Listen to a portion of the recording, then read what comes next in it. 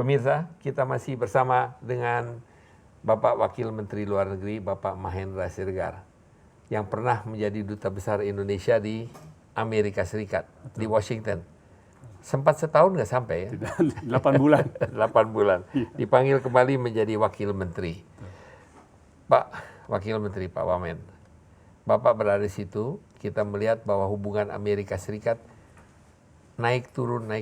Kita melihat bahwa partai yang berkuasa, sekarang Partai Republik, mempunyai satu pandangan atau hubungan yang jauh lebih warm atau lebih akrab menurut pandangan banyak orang dengan Indonesia. Kita lihat bahwa Donald Trump itu mempunyai pandangan yang agak berbeda dan lebih friendly terhadap Indonesia, sementara Partai Demokrat pada saatnya nanti akan lagi ngomong mengenai human rights, akan berbicara lagi mengenai barrier perdagangan, akan berbicara lagi tidak boleh jual senjata kepada Indonesia.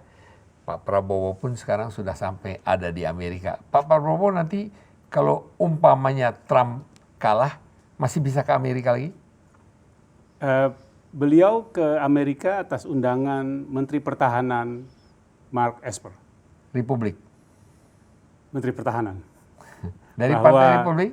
Ya, bahwa sekarang adalah Partai Republik, ya tentu adalah menteri dari kepentingan Partai Republik. Tapi bahwa de facto dia adalah Menteri Pertahanan. Jadi kalau diundang ya pasti bisa masuk, dan yang diundang adalah Menteri Pertahanan Republik Indonesia.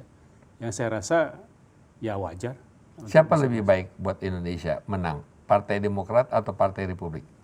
Nah, saya tidak akan jawab untuk hal sebagai preferensi, tetapi sebagai rujukan saja. Ya, sebagai rujukan. Bukan kita rujukan, bukan fakta selama ini. Iya, kita berhubungan baik dengan Presiden dan pemerintahan dari Partai Republik, dan berhubungan baik dengan Presiden dan Partai pemerintahan dari Demokrat. Tapi waktu berhubungan dengan Partai Demokrat, presidennya agak lebih banyak basa-basi. Diplomasi basuh ikan, diplomasi basuh sapi.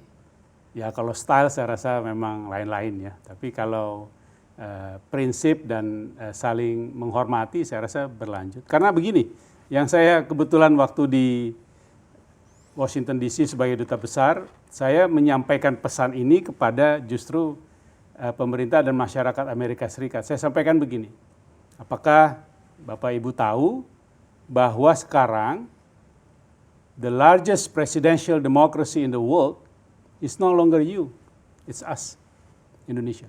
Bukan India. India is not a presidential democracy, it's a parliamentarian. Nah, kenapa saya katakan Indonesia lebih besar dari Amerika sebagai negara presidential demokrasi? Karena Indonesia tahun lalu jumlah turnout dalam pilpresnya di atas 155 juta orang. Amerika Serikat tidak pernah sampai sekarang mencapai 140 juta orang. Jadi walaupun penduduk mereka, warga negara dia lebih besar populasinya, tapi in terms of representation dari presiden ataupun pemerintahan, kita lebih besar. Dan saya sampaikan berikutnya, apakah Anda bisa bayangkan itu dari satu negara yang 20 tahun lalu on the brink of economic collapse and political disintegration. And now we are the largest presidential democracy in the world. Ya. Israel. Ya. Hubungan kita ada yang mendesas-desuskan bahwa ada baiknya bahwa Indonesia mempunyai hubungan dengan Israel. Kita melihat bahwa Arab Saudi akan membuka hubungan dengan Israel. Kita melihat bahwa Uni Emirat membuka hubungan dengan dengan Israel. Kita melihat Jordania membuka hubungan dengan Israel. Indonesia. Dalam konteks Timur Tengah dan khususnya penyelesaian isu Palestina, kebijakan Indonesia sangat jelas dan selalu konsisten, yaitu bahwa penyelesaian berkaitan Palestina adalah penyelesaian dua negara, two-state solution istilahnya, yang merupakan resolusi dari Perserikatan Bangsa-Bangsa. Dan kedua, tentu tidak ada lagi bagian-bagian di sana yang dianeksasi oleh Israel. Nah, untuk kita parameter tadi jelas dan sikap dan kebijakannya jelas. Nah, sedangkan hubungan yang tadi Pak Peter angkat bukan merupakan tujuan yang tersendiri atau terpisah. Justru bisa membantu untuk mendamaikan two state structure itu, Israel dan Palestina. Apakah Indonesia bisa memainkan peranan yang jauh lebih penting lagi?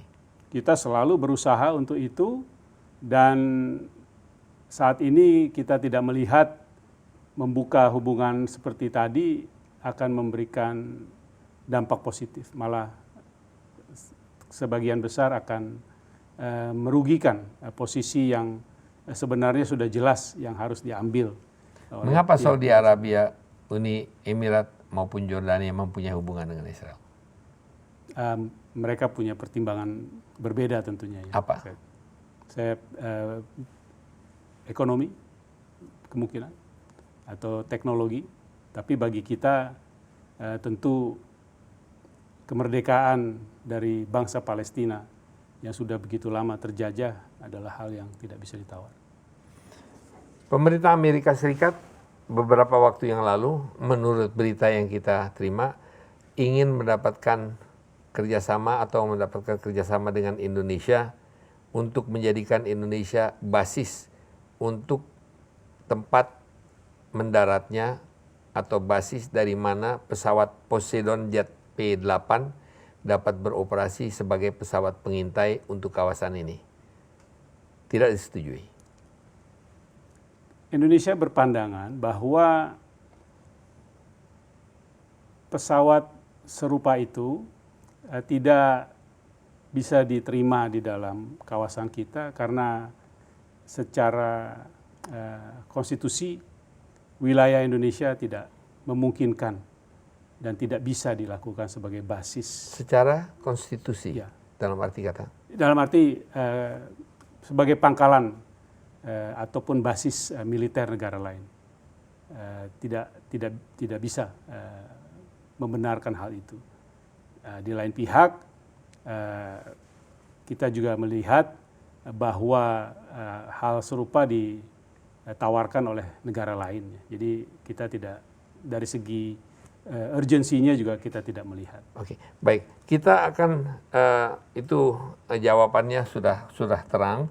Mungkin saya akan meminta kepada rekan-rekan saya untuk memutarkan sebuah filler yang ada hubungannya dengan vaksin diplomasi. Oh, ya. Mungkin kalau bisa diperlihatkan.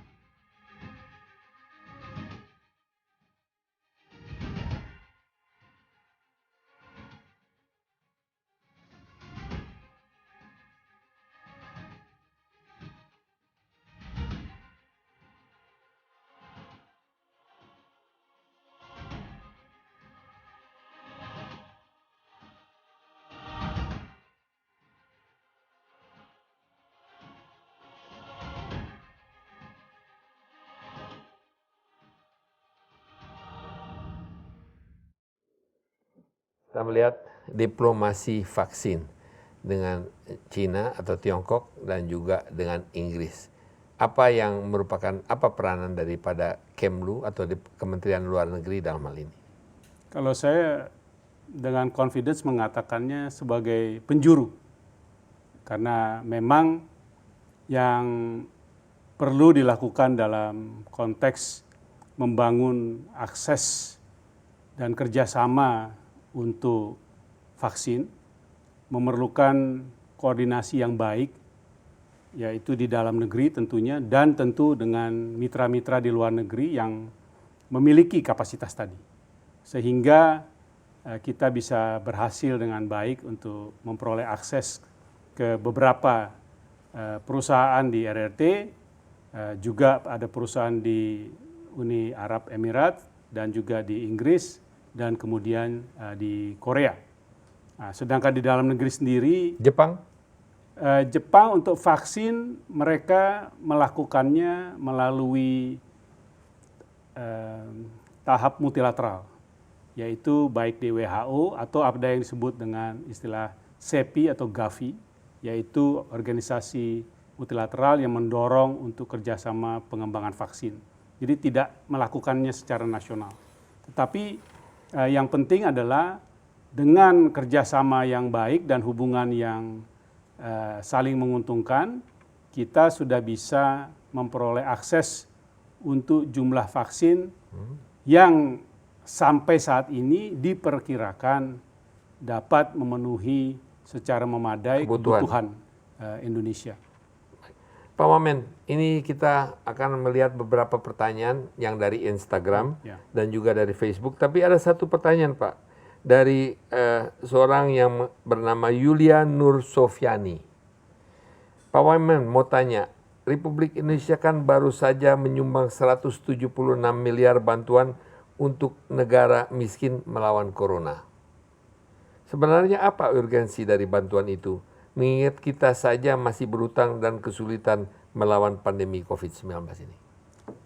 Secara umum ya, bukan untuk hanya COVID-19, secara umum memang Indonesia saat ini sudah masuk ke dalam tahap untuk juga bisa memberikan bantuan kepada negara lain yang lebih membutuhkan dari kita, sehingga kita pun sudah memiliki institusi yang namanya Indonesia Aid. Artinya kondisi kapasitas kita sudah lebih baik daripada sebelumnya, dan kita lagi-lagi amanah konstitusi dalam arti Undang-Undang Dasar memiliki kewajiban juga untuk mendukung, membantu negara dan bangsa lain. Meskipun kita masih banyak utang? Relatif kalau bicara banyak utang. Kalau jadi dilihat ini sebetulnya dari promosi atau diplomasi? Tidak, memang begini deh. Kalau kita berpikir kita harus sejahtera dulu baru melakukan dan berpikir untuk orang lain, tidak akan pernah ada konferensi Asia Afrika. Tidak pernah ada Indonesia menjadi penjuru dari perjuangan kemerdekaan negara-negara lain. Karena kita tidak pernah egois dalam melihat memajukan bangsa-bangsa lain di dunia. Ya, baik. Jadi, ada pertanyaan satu lagi, Pak. Apakah berburu vaksin termasuk langkah diplomasi di masa pandemi ini? Ya, dalam arti diplomasi karena melakukannya dengan pihak negara lain dan aspek pemerintahan di negara-negara itu penting. Ya. Jadi bukan hanya business to business, sehingga ada aspek diplomasinya antar pemerintahan. Nah, tentu kita membawa pihak-pihak yang betul-betul kompeten dan terkait dari dalam negeri untuk merealisasikan hal itu. Dan betul, ini sasaran yang menjadi prioritas utama dalam kondisi pandemi ini. Pertanyaan sebetulnya yang berhubungan dengan apa yang dikatakan pertama pada waktu kita membuka atau memulai wawancara ini. Di sini kita melihat ada satu pertanyaan dari Eko Andani. Tolong tanyakan kepada Pak Wamen, Presiden menginstruksikan bahwa para dubes harus menjadi duta investasi ekspor. Ada penilaian kinerja atau tidak terhadap para dubes atas instruksi ini? Ada. Jadi berdasarkan besaran target yang ada secara keseluruhan, dirinci di dalam besaran masing-masing yang harus dicapai oleh setiap negara, dan kemudian diukur pencapaiannya, pertumbuhannya setiap tahun. Jadi kita bisa melihat dengan 130 perwakilan, kalau saja setengah dari perwakilan itu membawa satu investor, itu sudah 75 investor yang baru yang dapat masuk. Dan untuk negara-negara yang kaya, yang besar tentunya bisa menjadi lebih banyak. Apakah itu bisa menjadikan ukuran? Ya, untuk investasi demikian. Yang sebelumnya saya jelaskan adalah untuk ekspor dan juga tentu kriteria lain untuk hubungan ekonomi seperti pariwisata. Tapi ya ini pandemi tentu ada penyesuaiannya. Pak Wamen, ada satu pertanyaan yang ringan, mungkin yang dari saya sendiri. Paramaribo atau di Suriname banyak sekali orang Jawa dan kita mempunyai perwakilan khusus di sana. Bagaimana apa dan tugas daripada seorang dubes di Paramaribo atau di Suriname itu dalam berhubungan dengan orang-orang keturunan Jawa yang Jawanya memang masih betul Jawa yang zaman dulu? Ya, pasti pendekatan sosial budaya menjadi salah satu yang penting. Dan sebagai catatan bahwa kedekatan dari emosi dan kultur tadi itu menjadi bahasa bisnisnya barangkali leverage untuk peningkatan hubungan. Ya. Dan memang apakah itu terkait seni budaya, terkait makanan, dan tentu terkait kemungkinan untuk saling kunjung atau sebagai pariwisata, itu menjadi lebih dekat dibandingkan negara-negara lain di sekitarnya. Dan kita pun memiliki keseriusan dan juga fokus untuk pencapaian kinerja yang tidak sepenuhnya hanya ekonomi, karena aspek sosial budaya ini menjadi istimewa sekali. Pertanyaan terakhir, Pak Wamen. Tahun 2024 adalah akhirnya pemerintah Presiden Joko Widodo. Sebagai Kementerian Luar Negeri, sebagai Wakil Menteri Luar Negeri bersama dengan Ibu Menteri Luar Negeri, Ibu Retno, apa yang ingin dilihat merupakan capaian daripada Menteri dan Wakil Menteri Kementerian Luar Negeri pada tahun 2024? Capaian utamanya. Wah, mungkin mesti tanyanya ke Pak Presiden ya, tapi kalau ditanya kepada dia sendiri. Tentunya Pak Wamen juga mempunyai satu target. Ya, kalau kami dalam arti sebagai Wakil Menteri Luar Negeri, malah saat ditunjuk dan ditugaskan oleh Bapak Presiden memperoleh target tahunan. Target tahunan yang kemarin dan ini akan... Kalau dikumpulkan, diakumulasikan tahun 2024. Kalau dari segi... apa yang paling utama? Diplomasi politik, diplomasi ekonomi, diplomasi budaya? Lagi-lagi antara kami berdua ada pembagian tugas. Kami ditugaskan lebih fokus ke yang ekonomi, bukan berarti mengabaikan yang satunya dan sebaliknya. Mungkin pertanyaan harus saya rephrase kembali. Apa merupakan goal daripada Kementerian Luar Negeri pada tahun 2024? Yang pasti adalah semakin siap benar-benar mengamankan kepentingan Indonesia yang akan semakin besar, semakin kompleks juga sebagai negara upper middle income yang punya prospek pertumbuhan dan pengaruh yang lebih besar tanpa mengorbankan prinsip-prinsip dasar regional maupun di dunia. Kita sudah bicara global. Pak Mahendra, Pak Wamen, terima kasih atas kedatangannya, atas waktunya. Pertanyaan-pertanyaan atau jawaban-jawaban yang menurut hemat saya sangat menarik. Sukses kami ucapkan, semoga Indonesia tetap maju ke depan, semoga Omnibus Law itu dapat lebih banyak lagi menarik perhatian daripada investor-investor asing. Amin. Terima kasih undangannya. Terima kasih. Demikianlah pemirsa, pertemuan kita bersama dengan Bapak Mahendra dan edisi kali ini Menteri Luar Negeri Mahendra Siregar telah membawakan banyak informasi kepada kita mengenai diplomasi dan terutama diplomasi ekonomi. Semoga dialog kali ini membawa manfaat. Kita berjumpa lagi dalam Impact minggu depan. Terima kasih dan selamat malam.